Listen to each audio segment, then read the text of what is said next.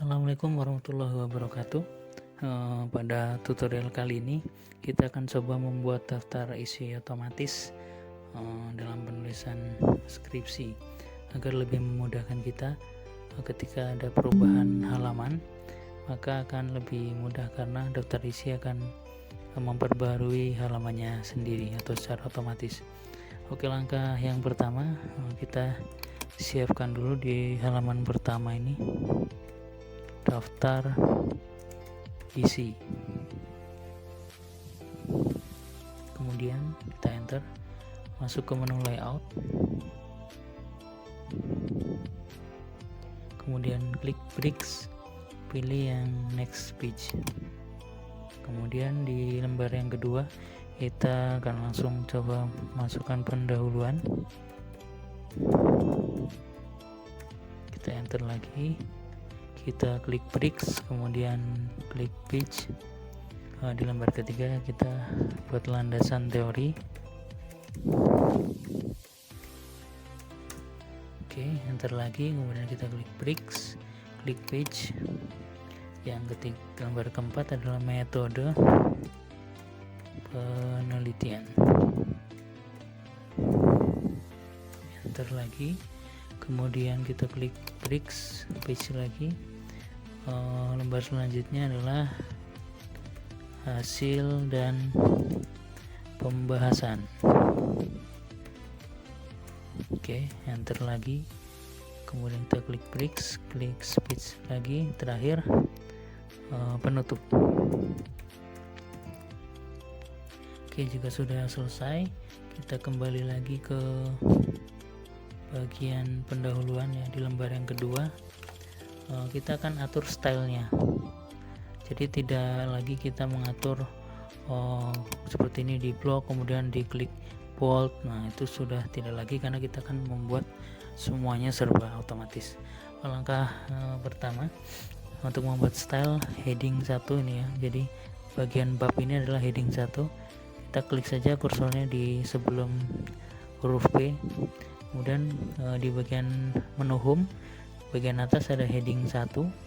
Ini kita klik kanan, kemudian klik modify.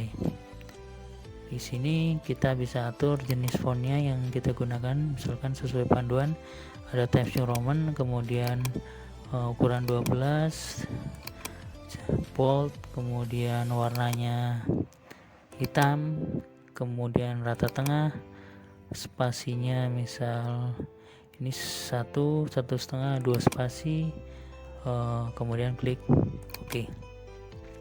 Oke, kita sudah berhasil membuat style heading 1, sudah kita atur. Langkah selanjutnya adalah kita klik di sebelum huruf P dan kita klik di heading 1, klik kiri.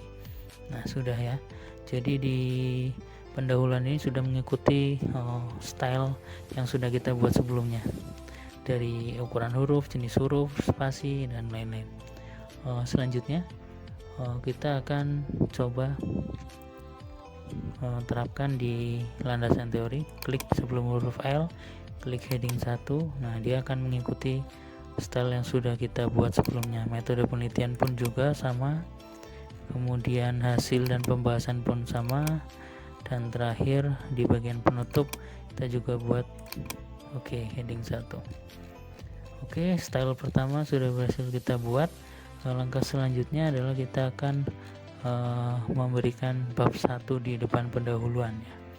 Nah, ini sudah tidak kita lakukan manual tapi akan kita buat secara otomatis agar lebih mudah dalam penggunaannya. Berarti kita klik di sebelah kiri sebelum huruf P, dan kita di bagian ini multi level list kita klik, kemudian kita pilih yang nomor 6 ya, 1, 2, 3, 4, 5, 6. Oke, kita klik, nanti muncul seperti ini. Selanjutnya kita akan merubah, karena ini kan 1 ya, kita akan ubah menjadi bab 1. Maka langkahnya adalah kita klik di nomor 1-nya, kemudian di bagian multi level ini kita klik, pilih yang define new multi level list. Nah, di sini angka 1-nya dibiarkan saja, kita klik di sebelah angka 1, tambahkan kata-kata seperti ini, bab. Nah, bab 1 seperti itu. Kemudian misal pemformatannya dia bukan menggunakan angka tapi Romawi, berarti kita pilih yang ini ya, di bawahnya bab 1. Oke, selanjutnya kita klik oke. Kita lihat sudah jadi ya bab 1 pendahuluan. Kita lihat di halaman lainnya dia pun akan berubah. Bab 2 landasan teori, kemudian bab 3 metode penelitian, bab 4 hasil dan pembahasan, dan bab 5 adalah penutup. Oke, langkah selanjutnya adalah kita akan coba menampilkan di daftar isi. Di bagian paling depan daftar isi kita ubah dulu stylenya jadi bab 1. Sudah, kita enter. Kemudian kita masuk ke menu reference. Setelah itu kita klik di bagian kiri ada table of contents. Nah, kita bisa pilih yang nomor 2 ini, table of content. Kita klik. Nah, oke, sudah jadi. Nah, kita bisa hapus. Nah, ini daftar isi ini sudah sesuai dengan halaman yang ada. Misal kita sekarang akan membuat lagi subbab ya, jadi di bagian bawah dari bab ada namanya subbab. Kita biasanya di bab 1 ada latar belakang masalah.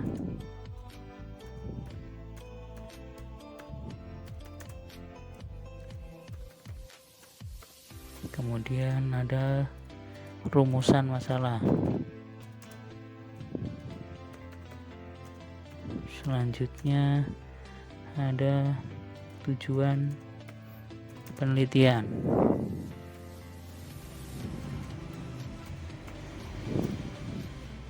Selanjutnya ada manfaat penelitian.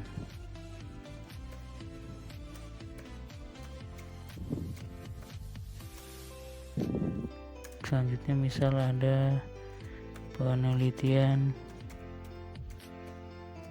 terdahulu. Oke, misal kita sebagai contoh ada 5 saja seperti ini.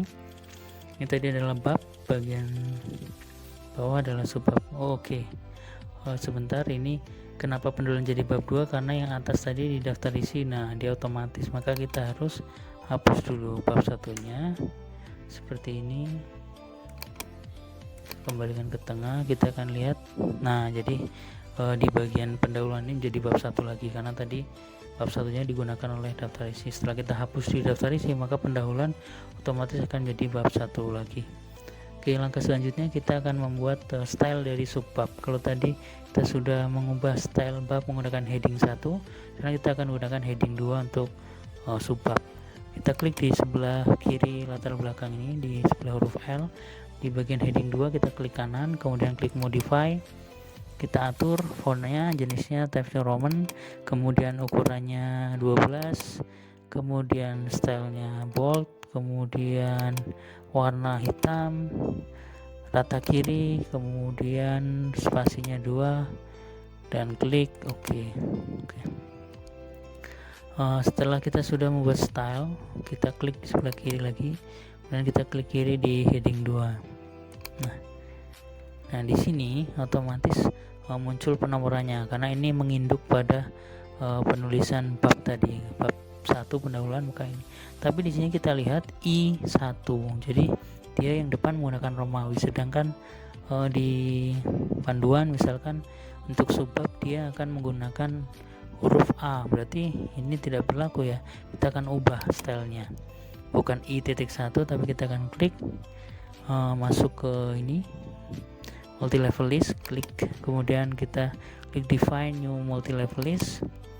Nah ini ya, di bagian ini enter formatting for number, kita akan ganti ya, kita akan ganti menjadi jenisnya ini A, yang bagian angka 1-nya akan kita hapus, kita delete.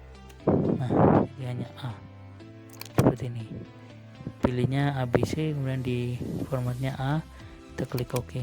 Nah berarti bagian A adalah latar belakang masalah, Kalau kita klik kiri di bagian rumusan masalah, kemudian kita pilih heading 2, dia akan berubah menjadi B. Tujuan, kita klik heading 2 berubah menjadi C. Manfaat, kita klik heading 2 menjadi D. Penelitian terdahulu juga sama, dia akan E. Nah, jika kita buat subbab lagi, kan dia akan otomatis berurut F, G, H, dan selanjutnya.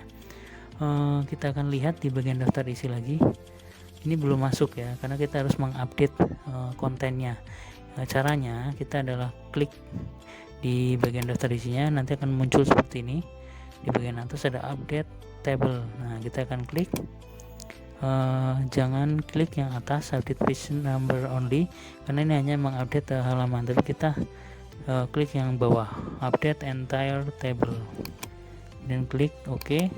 Nah, otomatis di sini dia akan muncul latar belakang, rumusan masalah, tujuan penelitian, manfaat, penelitian terdahulu. Ini adalah subbab yang sudah kita tambahkan tadi.